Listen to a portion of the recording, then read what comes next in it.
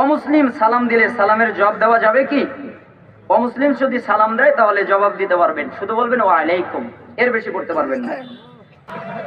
মসজিদ ভাঙ্গার ব্যাপারে বলুন, মসজিদ কেন ভাঙবেন? যদি আপনার মসজিদের জায়গা না হয়, আরেক জায়গায় মসজিদ করার প্রয়োজন, তাহলে আপনি মসজিদ ভেঙে আরেক জায়গায় করতে পারবেন, ওই জায়গা বিক্রি করতে পারবেন, ওই জায়গা যে কোনো কাজে লাগাতে পারবেন, কিন্তু এমনি ভাঙা যাবে না।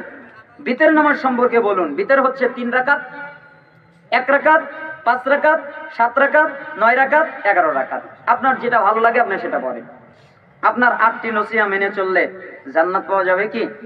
আপনি একটা মানেন, খালি নেক আমলকে সাথী বানান। কাকে সাথী বানান?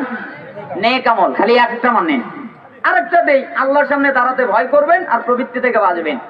ওই যে হাদিসে আছে না, প্রবৃত্তি মতো চলে যে জাহান্নামে যাবে, যে প্রবৃত্তির কথা শোনে না যে জান্নাতে যাবে সে। বুঝেন নাই? 8টা লাগবে না, 2-1টাই আপনি জান্নাতে চলে যাবেন। পানের সাথে জর্দা খাওয়া যাবে কি? অনেক হুজুর সাহেব পানের সাথে জর্দা খায় এবং বলে জর্দা খাওয়া হারাম। কোন হাদিসে আছে?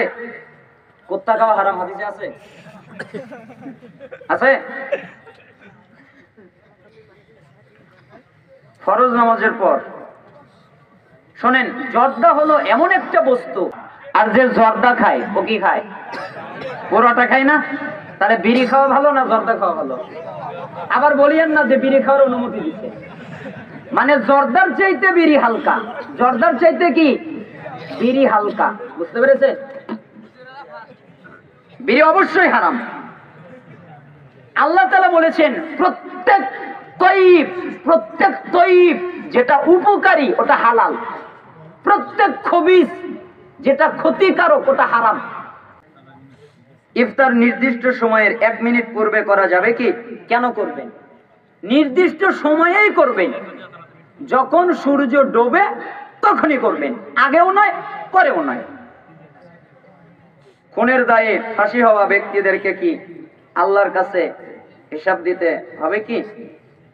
পাপ করলে তো হিসাব দিতে হবেই, সবাই হিসাবের সম্মুখীন হবে। জাহান্নাম নাকি বছরে 2 বার নিঃশ্বাস ছাড়ে, এটা কতটুকু সত্য? 100% সত্য।